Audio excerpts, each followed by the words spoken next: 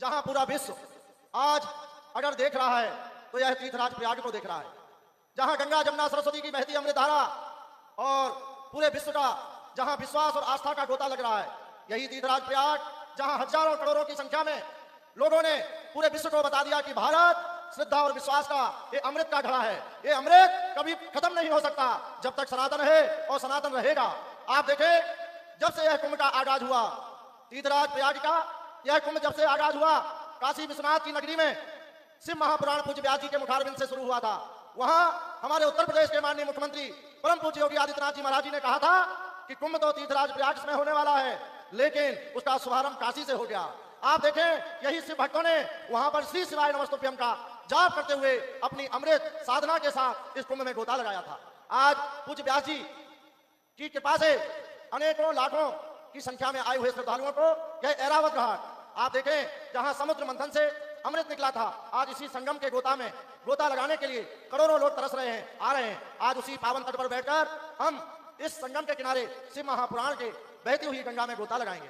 आप देखें, करोड़ों श्रद्धालुओं की आस्था के कारण यह कुंभ पूरा श्रद्धा से पटा हुआ है।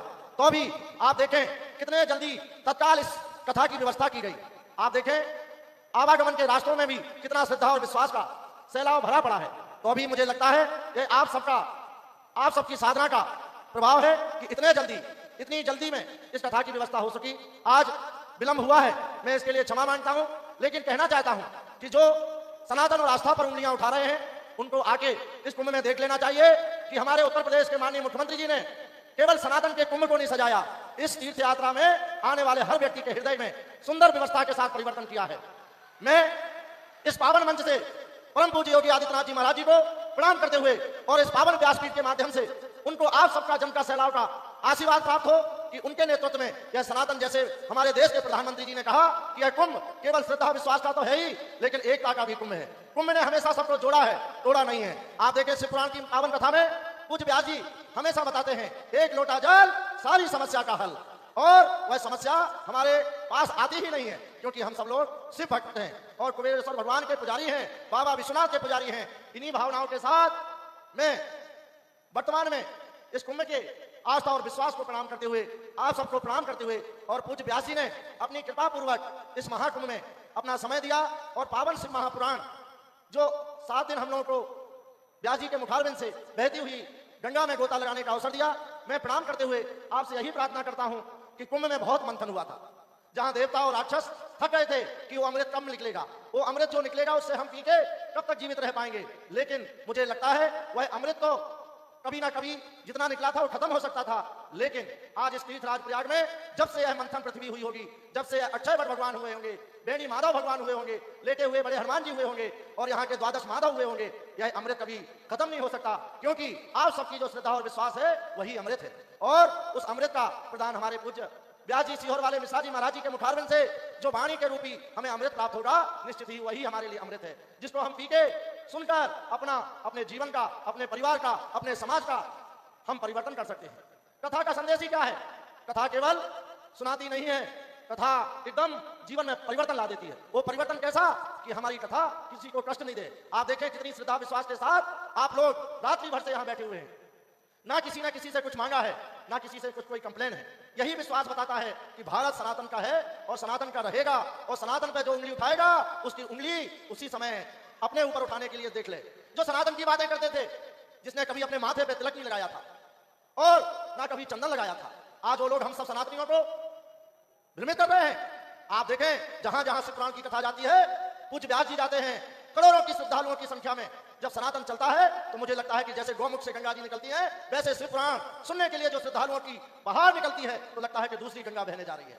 और वही गंगा है जो शिव जी पर एक लोटा जल भर के चढ़ाने से सारी समस्याओं का हल होता है। मैं आज ज्यादा ना बोलते हुए मैं पुनः व्यास जी को प्रणाम करते हुए, आप सबकी श्रद्धा और विश्वास को प्रणाम करते हुए, जिन्होंने यह तैयारियों में अपना योगदान दिया, मेला प्रशासन को मैं प्रणाम करते हुए धन्यवाद देते हुए, और पुलिस प्रशासन को धन्यवाद देते हुए, सभी जो भी इस प्रशासन विभाग लगे हुए हैं सबको धन्यवाद देते हुए, मैं पूज्य व्यास जी से प्रणाम करते हुए प्रार्थना करूंगा कि यह विश्वास और श्रद्धा का जो सैलाव है, आस्था का है, ये सब आपकी वाणी सुनने के लिए यहाँ बैठे हैं। मैं प्रणाम करते हुए आपको निवेदन करूंगा कि वही शिव की गंगा में गोता लगाते हुए पुनः इस पावन कुंभ में शिव महापुराण की गंगा बहाने की कृपा करें। जय सिया राम, श्री शिवाय, नमः।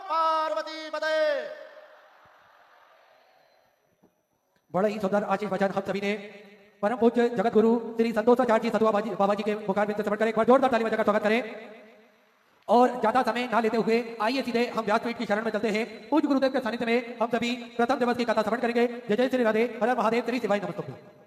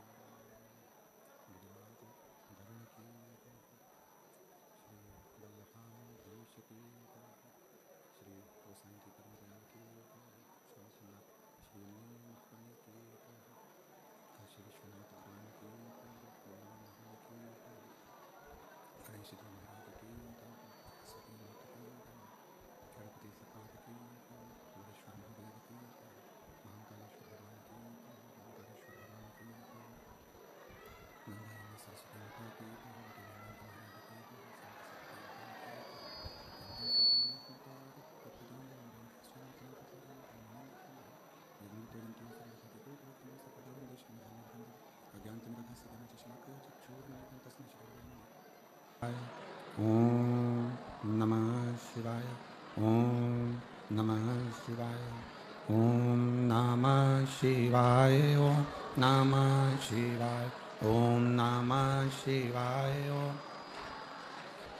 ओम नमः शिवाय। ओम नमः शिवाय। ओम नमः शिवाय। ओम नमः शिवाय। ओम नमः शिवाय। ओम नमः शिवाय। ओम नमः शिवाय। ओम नमः शिवाय। ओम नमः शिवाय। ओम नमः शिवाय। ओम नमः शिवाय। भोला नमः शिवाय। गोरा नमः शिवाय। भोला नमः शिवाय। गोरा नमः शिवाय। ओम नमः शिवाय। ओम नमः शिवाय। ओम नमः शिवाय। ओम नमः शिवाय। ओम नमः शिवाय। ओम नमः शिवाय। ओम नमः शिवाय। विश्वनाथ भगवान की, महाकालेश्वर भगवान की, ओमकारेश्वर भगवान की, गंगा यमुना सरस्वती माता की, लेटे हुए श्री हनुमान जी महाराज की, उग्रेश्वर महादेव की। हर हर महादेव, हर हर महादेव, हर हर महादेव। भगवान देवादिदेव महादेव, भगवान शिव, जिनकी पुनीत पावन पवित्र शिव महापुराण की कथा प्रयागराज की पवित्र धरा पर भगवान देवादिदेव महादेव की कृपा से, उनकी करुणा, उनकी उदारता से आज प्रारंभ हो रही है। कथा मंच पर विराजमान जगतगुरु श्री विष्णु स्वामी संप्रदाय के जगतगुरु श्री संतोषाचार्य जी महाराज सतुआ बाबा जी, एक बार जोरदार ताली बजाकर उनका स्वागत वंदन अभिनंदन। कथा मंडप में विराजमान सभी संत, साधु, गुरुजन, तपस्वी जन, साधक, उपासक, ब्राह्मण जन एवं प्रयागराज की पवित्र धरा पर, पवित्र भूमि पर जितने भी शिव भक्त इस पावन कथा का लाभ ले रहे हैं, उन सभी के पावन चरणों को नमन करता हूँ। माँ गंगा यमुना सरस्वती का यह त्रिवेणी संगम, जिस संगम की पवित्र धरा पर पवित्र शिव महापुराण कथा का मुख्य यजमान का पद ग्रहण किया श्री श्याम सुंदर जी गोयल, श्रीमती मधु जी गोयल नोएडा से, जहाँ बैठे हों खड़े हों, एक बार श्री श्याम सुंदर जी गोयल, श्रीमती मधु जी गोयल नोएडा से, एक बार जोरदार ताली बजाकर स्वागत। कथा के मुख्य यजमान के ही पद पर श्रीमती मुदगल जी, श्री अमित जी मुदगल, श्री रजनी जी मुदगल, बीटा अम्बाला हरियाणा से, एवं चतुर्वेदी जी परिवार झांसी काशी से, एक बार जोरदार ताली बजाकर स्वागत वंदन अभिनंदन। एक यजमान परिवार और है जिसका स्मरण नाम सहारनपुर वाले यजमान खड़े हो जाएं अपनी जगह पर जहाँ बैठे हो सहारनपुर वाले, एक बार जोरदार ताली बजाकर उनके लिए विश्वास करता हूँ। बड़े भाव से ये पवित्र कथा प्रयागराज की पवित्र भूमि पर प्रारंभ हुई। आज कथा का विलंब है, 1 बजे से 4 बजे तक कथा का समय प्रयागराज का है, पर जैसे आने वाले यात्री जाम में रहते हैं तो वो भी थोड़ा विलंब में प्रयागराज पहुंचते हैं, तो ये कथा भी प्रयागराज से आपके पास विलंब में पहुंच रही है। पर मैं सतुआ बाबा जी को बहुत बहुत धन्यवाद दूंगा। उनकी टीम ने और सबने मिलकर इस कथा को माँ त्रिवेणी के ही तट पर, शायद कुंभ मेले की पहली ऐसी कथा होगी जो त्रिवेणी के घाट पर सुनने का सौभाग्य मिला। बाबा जी ने रात दिन एक कर जो ये व्यवस्थाएं करी है पूरी प्रशासन ने मिलकर, यहाँ के डीएम, एसडीएम, प्रशासन अधिकारी सब ने बहुत मेहनत की और हमको उम्मीद नहीं थी कि पहले दिन की कथा में आप इतनी संख्या में आ जाओगे कि पंडाल भी छोटे पड़ जाएंगे, ये भी उम्मीद नहीं। पर वास्तव में प्रयाग और ये हमारा विश्वास करता है बाबा जी कि इस प्रयाग की भूमि से आप अपने घर में कथा सुन रहे हो या मोबाइल पर कथा सुन रहे हो या टीवी पर कथा सुन रहे हो, तो ये विश्वास के साथ कहते हैं कि जितना पुण्य यहाँ बैठकर श्रोताओं को मिल रहा है उतना ही पुण्य आपके घर पर रहकर कथा सुनने वालों को भी मिले। बस एक नियम, हम कहीं पर भी शिव महापुराण में कोई नियम नहीं देते, क्योंकि आप स्वयं नियम में रहते हो, नियम से चलते हो और नियम से कार्य करते हो। और क्या देता है मेरा कुबेर भंडारी, क्या देता है मेरा उघड़दानी, क्या देता है मेरा कुबेरेश्वर महादेव, क्या देता है मेरा शिव ओघड़नाथ, ये वही जानता है। गंगा यमुना सरस्वती का त्रिवेणी का संगम, माँ की गोद में बैठकर ही कथा सुनना, कथा श्रवण करना और माता की गोद में बैठकर एक आनंद की अनुभूति करना। पर साथ में एक नियम इस शिव महापुराण की कथा से हमको लेना, वो भी बस केवल यही का है। नियम ये लेना है कि हम माँ गंगा जी का स्नान करें, माँ यमुना जी का स्नान करें, माँ सरस्वती का स्नान करें, या हम ये शिव महापुराण की गंगा का स्नान करें, पर स्थान को पवित्र बनाने का प्रयास करें। ये नियम हमारे अंदर हो कि हमारे जहां हम कथा सुन रहे हैं या जिस प्रांगण में रह रहे हैं या घाट पर स्नान करने जा रहे हैं या कथा मंडप में पहुंचे हैं, तो वो स्थान पवित्र, उसको स्वच्छ बनाओ, उसको गंदा नहीं बनाना। ना जाने कौन कौन नया नया नियम बना जाता है कि आप तीर्थ में स्नान करने जाओ तो अपने कपड़े छोड़कर आ जाओ। मुझे तो आज तक वो महाराज नहीं मिला जिसने बोला हो कि नहाने जाओ तो अपना तन का कपड़ा घाट पर छोड़कर आ। आज तक ऐसा महाराज मिलना चाहिए था जो कह देता कि तन में डली हुई सोने की चेन घाट पर छोड़ के आओ तो बात चल जाता, पर कपड़ा छोड़ना कहा। घाट पर लोग स्नान करने जाते हैं, इतने सारे तन के कपड़े छोड़ जाते हैं, इतने सारे वस्त्र छोड़ जाते हैं। जो नहाने जाता है वो आपके वस्त्र को लांग कर जाता है। अब उस व्यक्ति को यह नहीं मालूम कि अपने तन का कपड़ा, अपने तन का वस्त्र क्यों। आप लोगों को मालूम होगा कि आप अपने घर में वस्त्र सुखाते हो तो उस वस्त्र को तार पर डालते हो, डोरी पर डालते हो, किसी क्यारी पर डाल देते हो, पर उसको जमीन पर नहीं डालते, क्योंकि हमारे कपड़े अगर कोई लांग कर जाएगा तो बीमारियां हमको घेरती जाएगी। किसको बीमारियां घेरेगी? जो लांगा है उसको नहीं, जिसका वस्त्र है उसको। अब वो अंदाजा तो लोगों को रहता नहीं है। बस बड़ी पवित्र स्नान करने के लिए माँ क्षिप्रा की गोद में गए, माँ नर्मदा जी की गोद में गए, माँ गंगा जी की गोद में गए, माँ यमुना जी की गोद में गए। किसी ने कहा था कि कपड़ा नहीं छोड़ना है, अपना दिल, अपना कलेजा, अपना हृदय। जब किसी पवित्र स्नान के लिए जाओ, पवित्र नदी के तट पर जाओ, माँ गंगा यमुना कावेरी सरयू क्षिप्रा नर्मदा आदि के तट पर जाओ, तो अपना दिल छोड़ो, अपना हृदय छोड़ो। अपनी विसंगतियां, जैसे कुछ गलत बोलते हो, गलत विचार रखते हो, अपशब्द कहते हो, ताना देते हो, गालियां देते हो, आड़ा टेढ़ा बोलते हो, वो छोड़ो।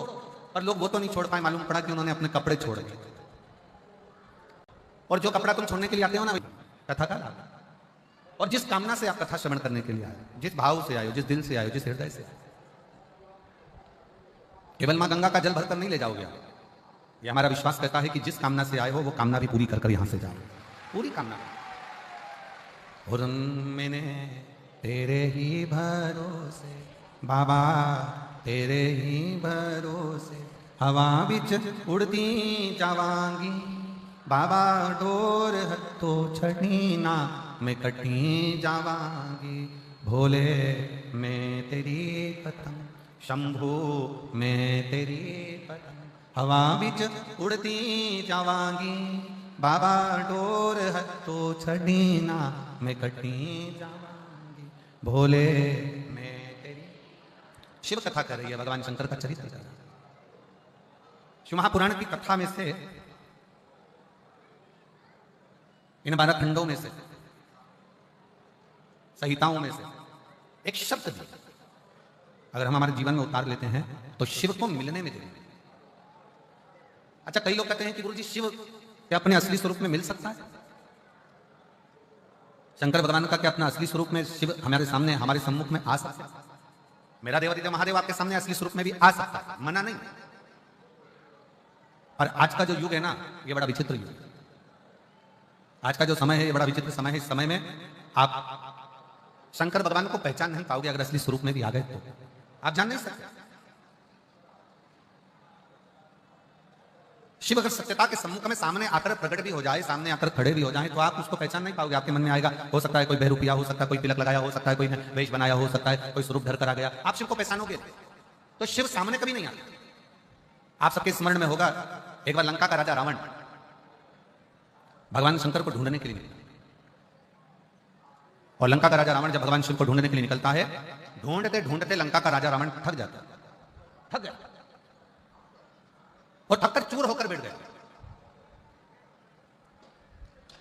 एकदम थका हुआ है, बैठा हुआ है, खड़ा हुआ है, और उसने एक संकल्प लिया कि मैं शंकर को ढूंढ कर रहूंगा। मंदोदरी रावण के सम्मुख में आई और रावण के साथ में मिलकर मंदोदरी ने रावण से कहा, स्वामी आपसे शंकर भगवान रोज मिलते हैं, आप शिव जी की अर्चना रोज करते हो, आप शंकर का गुणगान रोज करते हो, आप शिव की पूजन रोज करते हो, तो फिर आप शंकर जी को ढूंढने क्यों नहीं करे? मुझे शिव को ढूंढना, मुझे शंकर को ढूंढना। और शंकर भगवान को ढूंढने के लिए लंकाधिपति रावण लगा रहा, पर शिव उसको मिले। थक गया, चूर होकर गिर गया, पड़ गया, नीचे बैठ।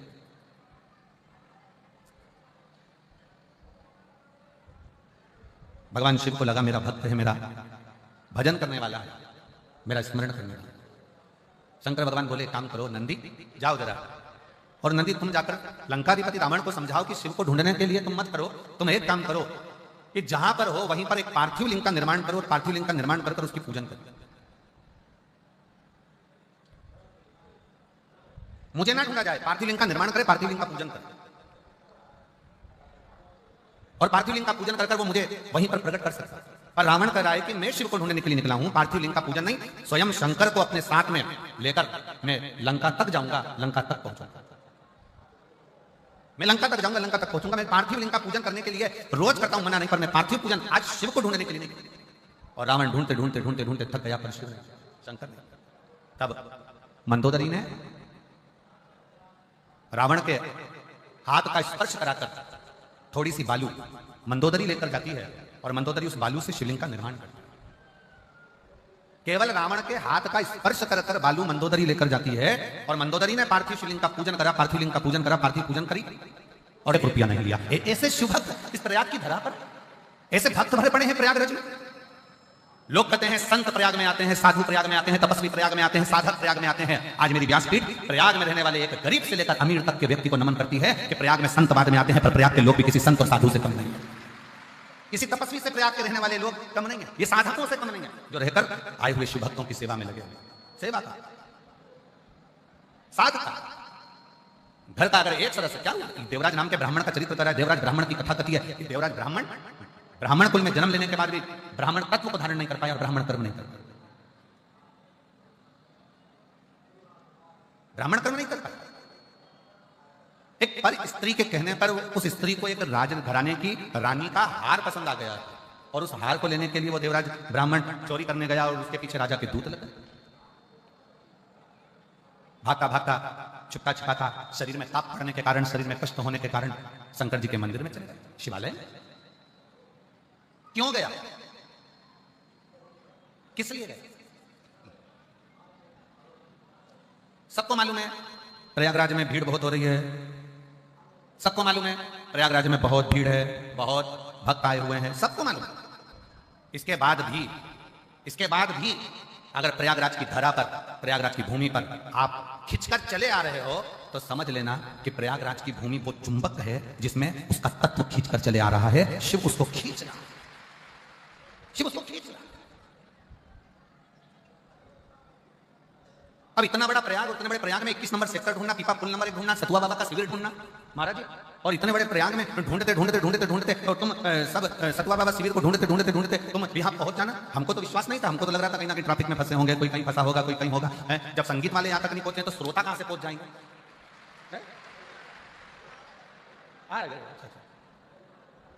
बाबा जी कह रहे संगीत वाले भी 10 मिनट में पहुंच जाएंगे।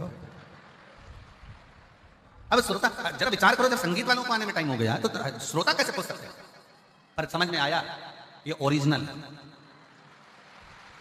ये ओरिजिनल। और तेरे डमरू में काशी नगरी, आज बिना संगीत के ही एक भजन हम भी देखें जरा। सुन के मैं काशी नगरी, मैं काशी नगर, ये भी इतिहास रहेगा वो प्रयागराज का।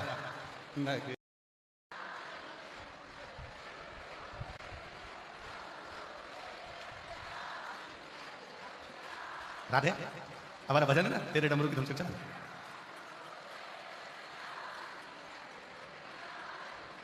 सुना है हमने ओ भोले तेरी काशी में गंगा है, सुना है हमने ओ भोले तेरी काशी,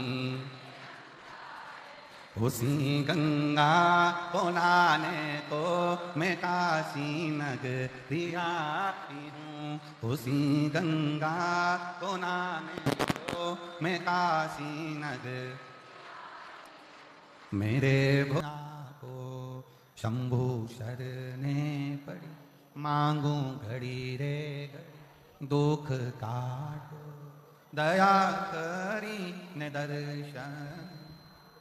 भगवान शिव के नाम का उच्चारण, भगवान शंकर की भक्ति, भगवान शंकर का मंत्र जाप स्मरण करो। 7 दिन रहकर भगवान की भक्ति में डूबे। बाबा ने हमको चलना सिखाया, बाबा ने हमको चलना, सब भक्तों से मिलना सिखाया, सब भक्तों, हम तो सीना तान के, हम तो सीना तान के चल के, डमरू वाले के भरोसे चल के, डमरू वाले के भरोसे चल, हम तो बाबा के भरोसे चल।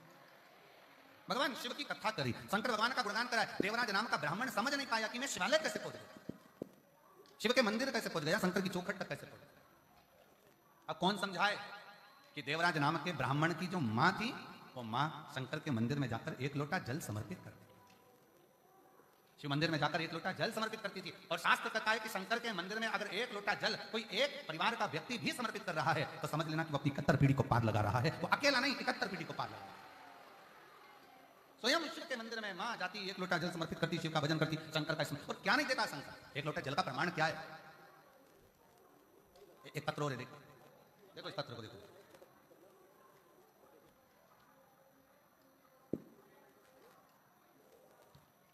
मेरा नाम पूनम त्रिपाठी, पति का नाम अनिल कुमार त्रिपाठी, बैरागी का पूर्वा खागा फतेहपुर की, कहीं बैठी हो तो हाथ हिलाइएगा।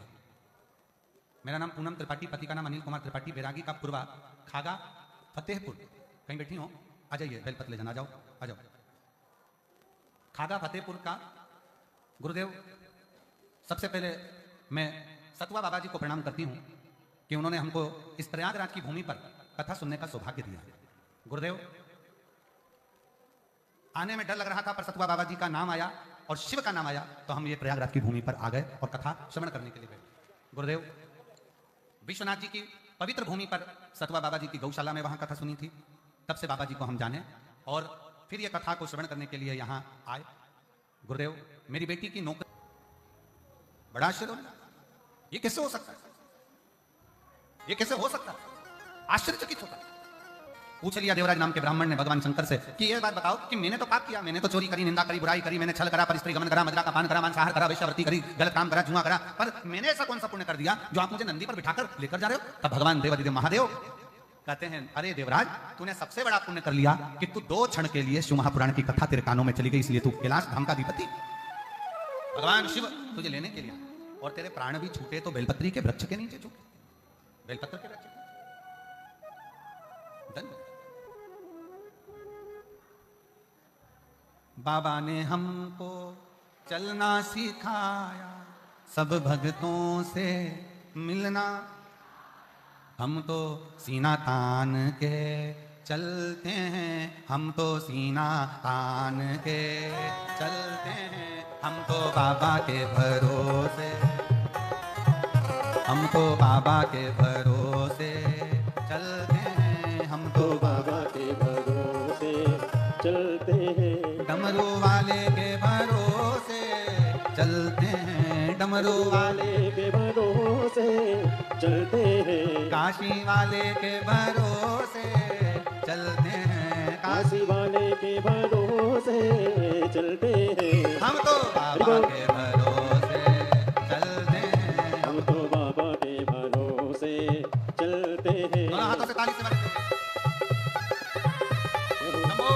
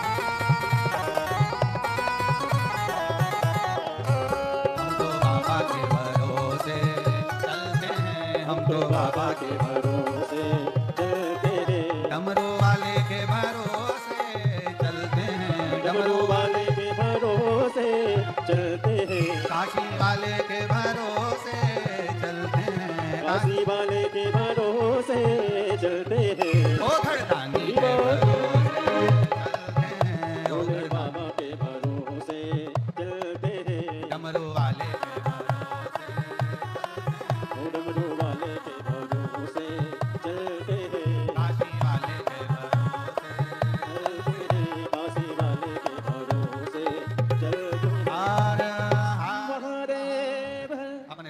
भगवान से अपने हृदय की बात बड़े भाव के साथ दिल से प्रार्थना करेंगे, हृदय से कहेंगे। त्रिवेणी का संगम मां गंगा यमुना सरस्वती की गोद, श्री हनुमंत लाल जी के पवित्र चरणारविंद का आनंद, और शिव महापुराण की कथा में जहां जगह मिले वहां बैठकर दिल से प्रार्थना कर बड़े भाव से जाइए, हृदय से कहिए